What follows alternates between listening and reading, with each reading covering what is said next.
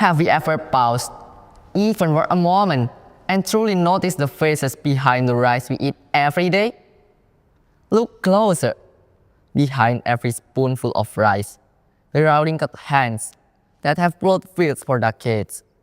Behind the fresh vegetables on our plates, there are hundred backs still faithfully planting under the sun.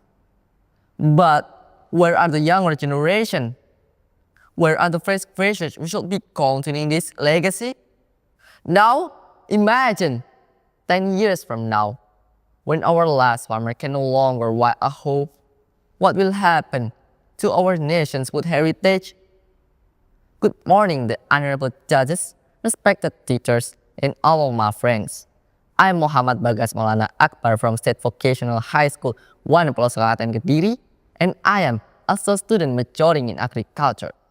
Today, I'm honored to deliver a speech titled, "Where Have All the Young Farmers Gone?" Ladies and gentlemen, we are witnessing an invisible crisis. This is not just a pest crisis or a crop failure, but a generation crisis. Let's take a look at the reality. In East Java, in the past year alone, over 230,000 farmers have left the agricultural sector. This number is not just a statistic. It is a warning sign, a sign that our food security is at risk. According to the 2023 agricultural census, only 17% of farmers in East Java are between 20 and 40 years old. Even when concerning, young farmers under 20 years old number only in the hundreds. This means the majority of our farmers today are from the older generation, above 40 years old, who are growing increasingly frail and weary with time. That means the majority of our farmers today are aging, frail, and increasingly unable to bear the weight of this nation's food supply. So, where have all the young generation gone? But the big question is, why do our young generation choose to flee from farms and fields when the nation's very bread depends on them? First, it's about practice. Many consider farming dirty, exhausting, and unpromising for a bright future. They prefer sitting behind office desks or working in factories. Second, limited access. Agricultural land is shrinking, capital is expensive, and technology remains unevenly distributed. How can they survive when the young people struggle to find and to cultivate? Lastly, there is a lack of agricultural education tailored for today's generation. Many still do not realize that modern farming is no longer means bending over in the mud from dawn to dusk. Today, agriculture involves drones to spread fertilizer, IoT sensors to monitor soil moisture, and hydroponic system managed via smartphones. And here, where the vocational education must step in. Schools like SMKN Plosoklaten and the other vocational institutions can play a crucial role in transforming mindset by combining technical skills, agro-technology, and entrepreneurship.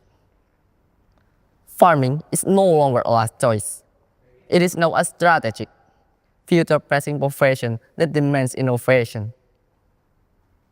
That means the fault does not lie with the young generation, but with a system that has not fully supported them. If we want them to return, we must support and give them a reason to return. Namely, improve access to modern agricultural technology, because with efficient tools, farming becomes faster, easier, and more profitable. Then, integrate a modern agricultural curricula into vocational schools. Early education will broaden perspective, showing that farming is an opportunity, not just a traditional job. And lastly, change the negative stigma around farming. Show that farming is cool, promising, and backed by a clear market. So, the young generation leave the fields not because they are lazy, but because we have not created an ecosystem that appeals to them. If we want them to return, we must profit a path, opportunities, and conviction that farming is profitable, modern, and dignified. Ladies and gentlemen, farming is not just about rice and wheat. It is about a dignity of a nation.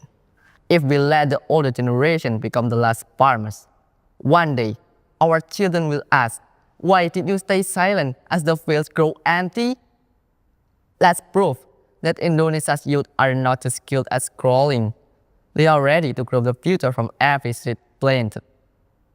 And as a proud student of vocational school, I believe that we, students of SMK, are the future of Indonesia agriculture.